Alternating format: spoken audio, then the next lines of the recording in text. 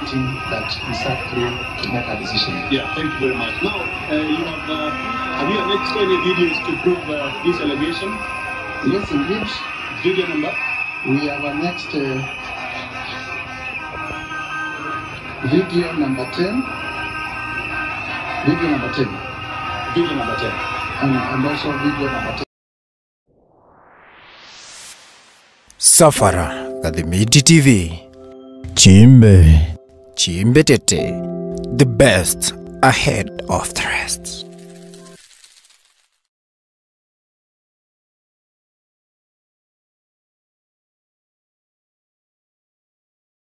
What does video number 10, what is it all about?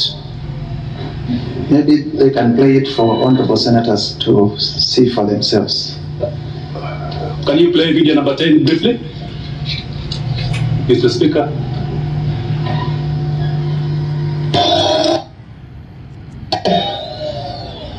Tangu mtupatie nafasi ya uongozi, sijapata nafasi ya kuja kusema asante.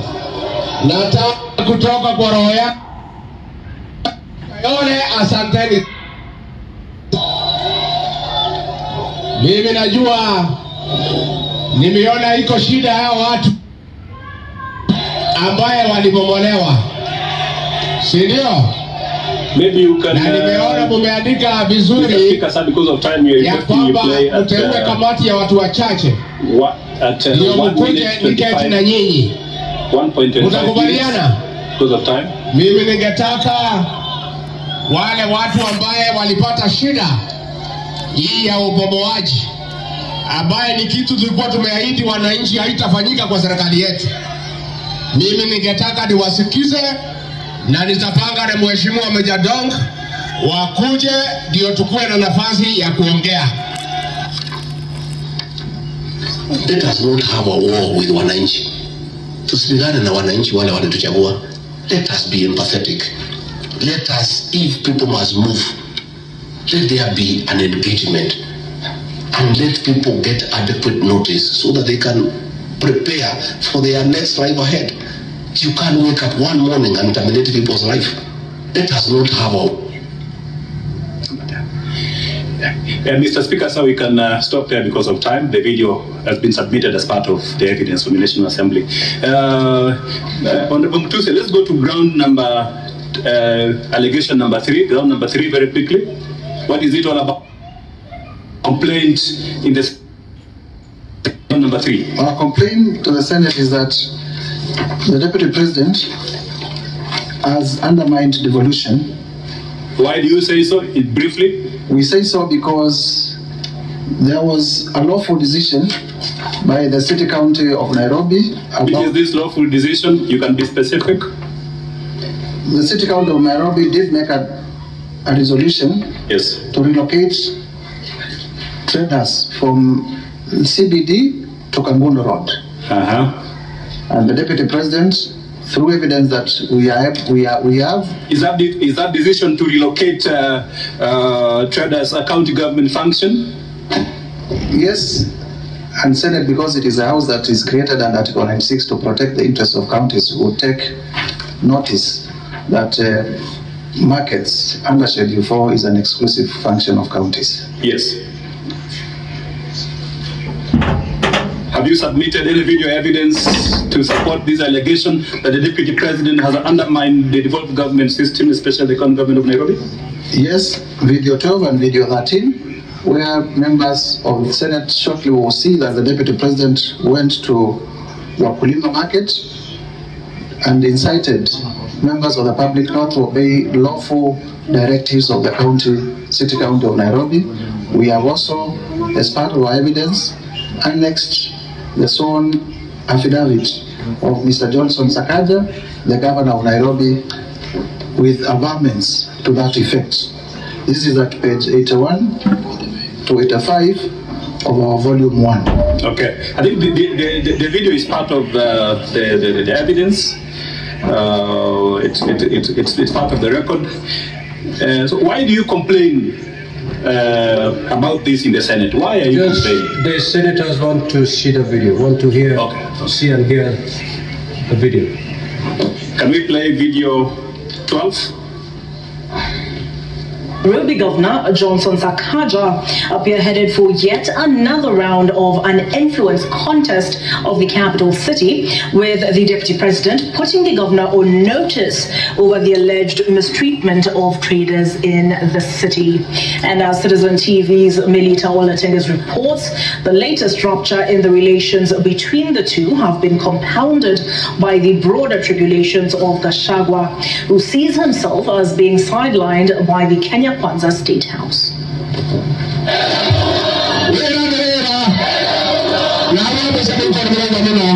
2 years ago, downtown Nairobi, in the thick of the campaign trail, and fast forward to this on Friday. In the same style and fashion, he returned to Marikiti, heightening the standoff with Sakaja over traders' relocation. Gachagua says he made a promise that he holds dear, but the governor seems to be having a different vision for the county.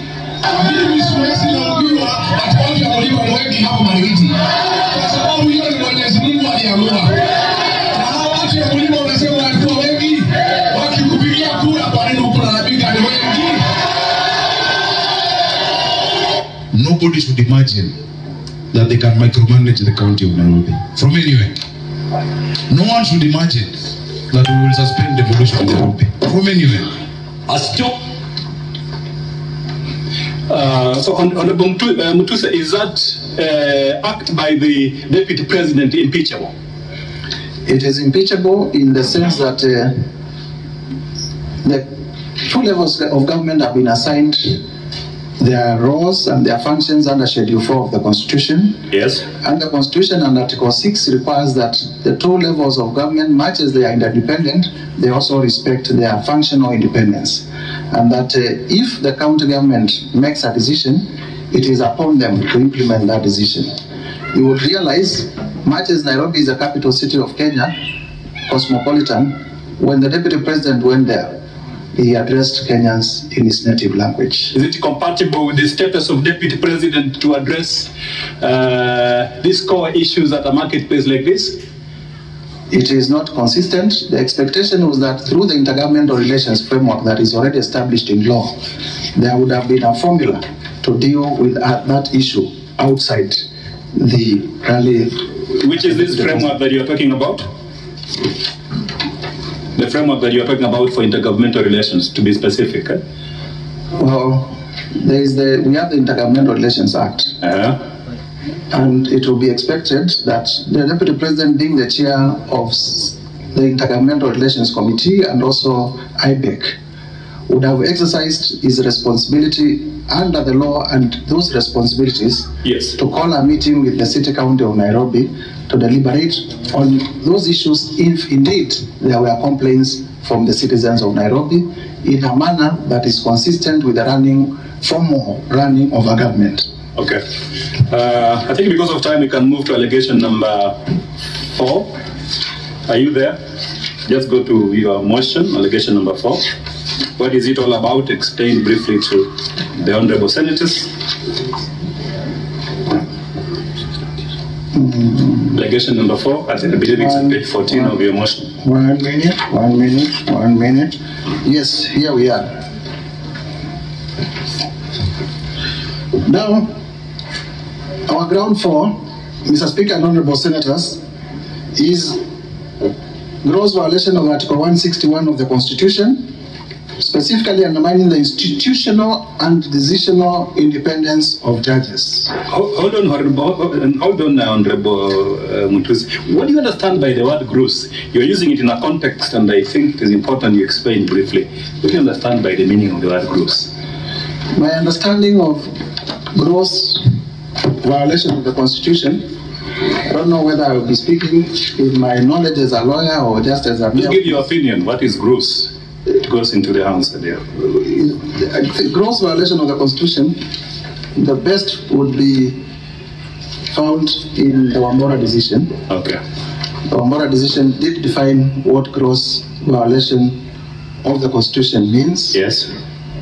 And it is said it is the violation of Article 10, Article 1, and several articles of the Constitution. I do not have the particular citation, but to my mind, I think it's paragraph 46 of that decision. Okay. So let's go back to allegation number 4, ground number 4. What is it that you're complaining about in this ground? We are complaining that the Deputy President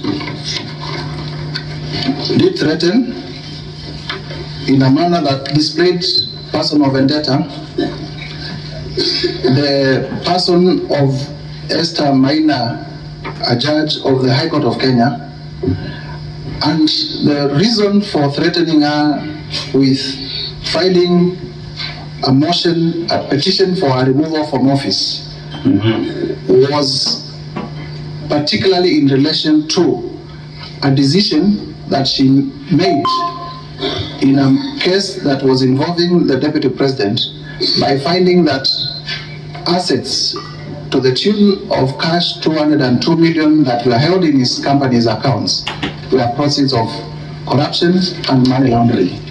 And for making that decision, the Deputy President, against the provisions of Article 161, threatened the Justice Maina with corruption and with removal from office. Yeah, this decision that you're talking about, Justice Maina's decision, where is it? You can point it out to the Honorable Senators. This decision, the judgment of Esther Maina.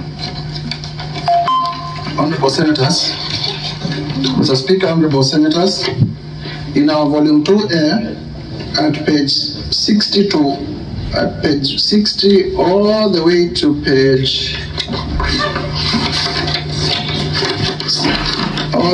page 77, we have annexed the judgment of the Honorable Judge Esther Maina, where many of the companies that we have stated in the other allegations are listed here as companies that are convicts of corruption and money laundering. Which companies are these in the judgment? Just maybe you can name a few of them so that we are more specific for the answer. You have heard us talk about Crystal Kenya. Crystal Kenya is here. You're saying Crystal Kenya is mentioned in the judgment? Yes, this is on page 64, and many others. So that with Wamunyoro Investments, we have heard us mention Wamunyoro Investment. Wamunyoro is mentioned here several times. So what is the conclusion by the judge in that judgment, the decision that you are complaining about? The judge said that in the upshot, the originality motion is granted in terms of prayers 2. This is page 77 of 123 in our volume 2A. That a declaration is hereby issued that the following funds are proceeds of crime and therefore liable for forfeiture to the state. And they are listed there: 165 million held in a certain account at Rafiki Finance Bank, 35 million in the name of Rigathi Gachagua, 773,000. How much in total did the judge find to be money that Rigathi Gachagua at the time had obtained through proceeds of corruption? That order is hereby issued that the above funds be forfeited to the government of Kenya and transferred to the Assets Recovery Agency, and the amount is about 200 million shillings. So he finds Mr. Rigathi Gachagua to have obtained 200 million shillings. Is that correct? To have been unable to explain 200 million how he obtained 200 million shillings. What did the judge do after that finding? The judge directed that the amounts be forfeited to the government of Kenya through the Asset Recovery Agency, which is the body created under the Proceeds of Crime and Money Laundering Act, to take care of money laundering. Yeah, Mr. Ongoya, for the Deputy President who was here, and he firmly stated that that you have no ground at all to bring this allegation in the Senate. What is your specific complaint in the Senate on this allegation? My specific complaint is that when a judge in a functional democracy in a country of rule of law like ours, when a judge makes a finding against, and the judges make findings against all of us every day, the civil way of challenging that decision is through an appeal. So you appeal the decision. You do not go to a rally and start threatening judges, because then you create fear, and you create fear in the judges so that they are not able to exercise their decision or independence.